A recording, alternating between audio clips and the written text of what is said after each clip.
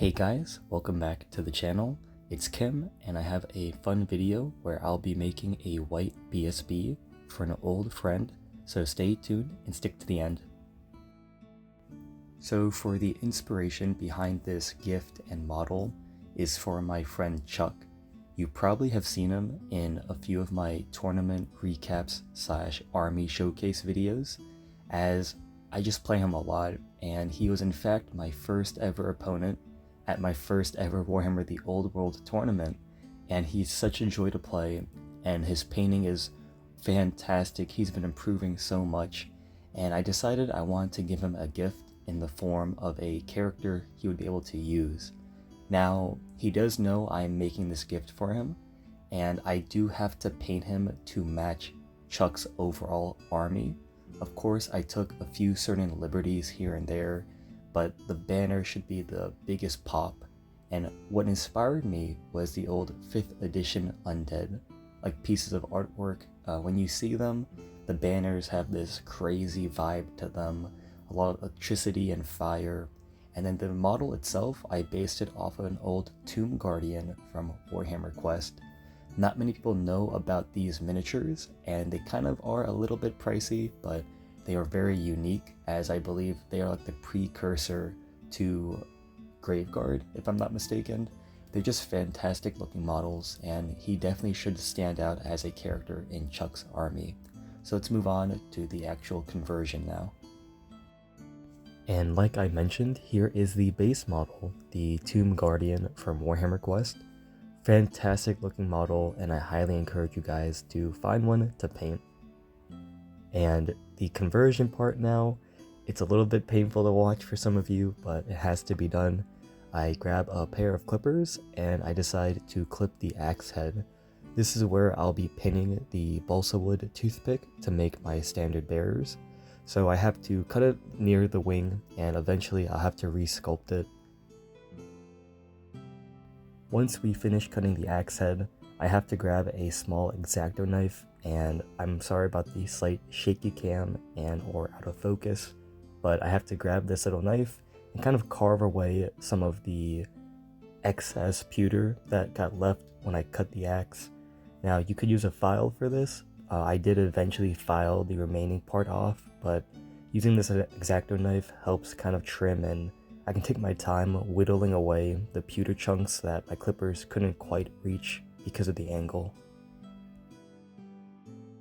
Once that's completed, I just grab a spare base. I make my custom rocky outcrop base. I hope Chuck's okay with it.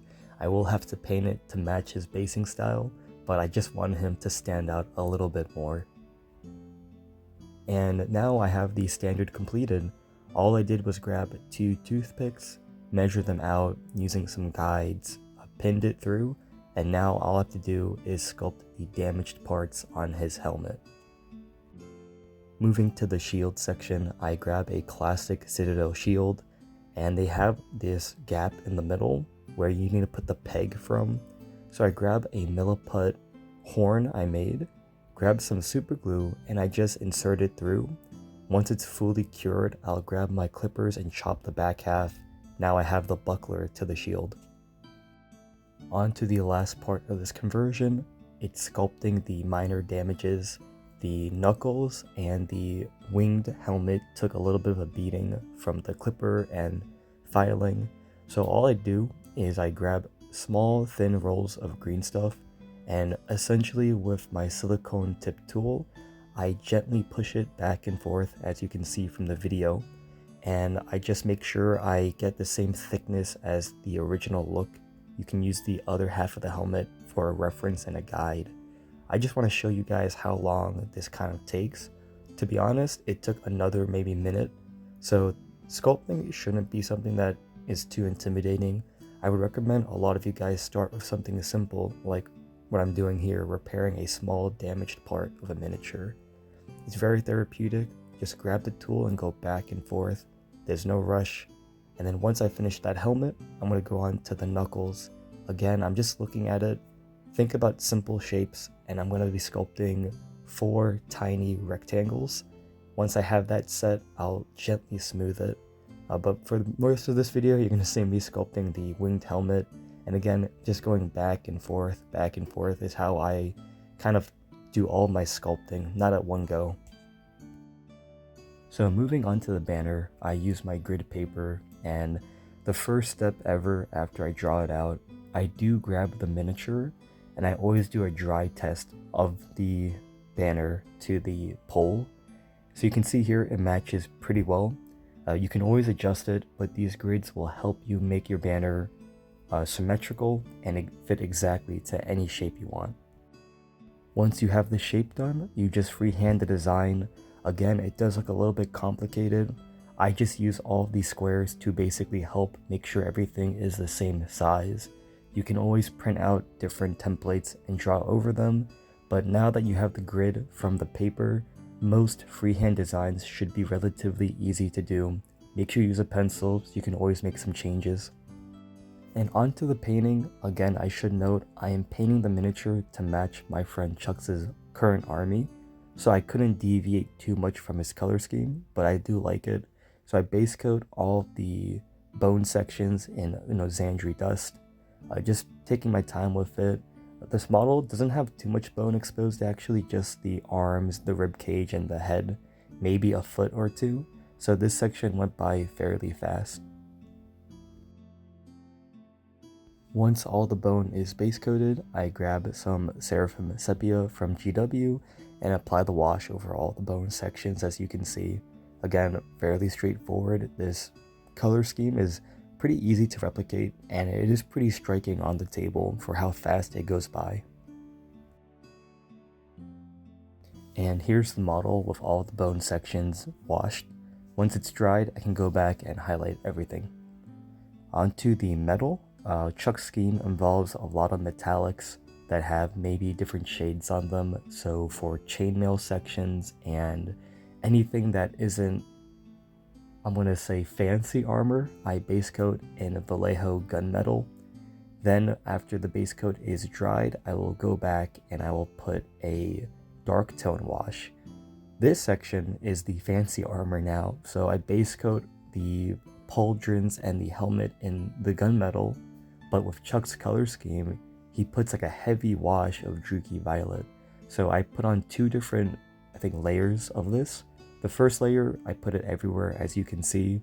The second layer, I focus the wash a lot more into the recesses, just so it's a bit of a deeper shade and it pops a bit more. Onto the robes, I grab, I believe, GW Phoenician Purple, and I base coat all of the cloth in this color. Again, as per Chuck's color scheme, he has a lot of purple tones to it. Once we have all the purple base coat down, it took about 2 layers, as this GW base paint honestly isn't the best, but once that's done, I grab Shaiish purple contrast paint from Citadel, and Chuck wants a very deep, rich purple, so I just apply it liberally over all of the cloth. Making my way back to the bone, all I do is, once the shade is done, I grab Vallejo Bone White, and I just basically highlight any raised areas just to make it pop more. I think after this section, I didn't record it, but I do one more highlight. This is a character, so I want Chuck's guy to pop out more than his standard units. And a big jump forward, I didn't get any footage of it, but I finished the crest of the helmet, and for the shield, again, this is a character, so I wanted to make a cool little freehand design. Not sure what it is, but it's pretty cool looking. And onto painting the freehand design. I have a more in-depth tutorial for all the YouTube channel members. I'll be posting that sometime this week, so if you want to see how I paint the banner with some colors and the guide, please subscribe. And onto the actual model now. And guys, here is the grand reveal of Chuck's completed Wight BSB.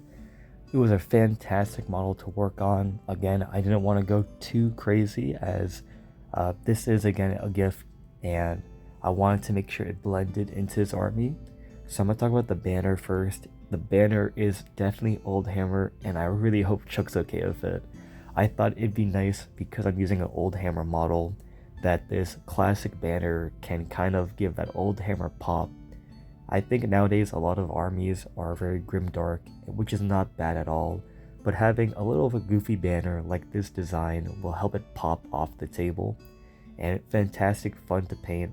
Again, the YouTube members can see how I used all the different colors to achieve the look, and you can apply it to other banners as well.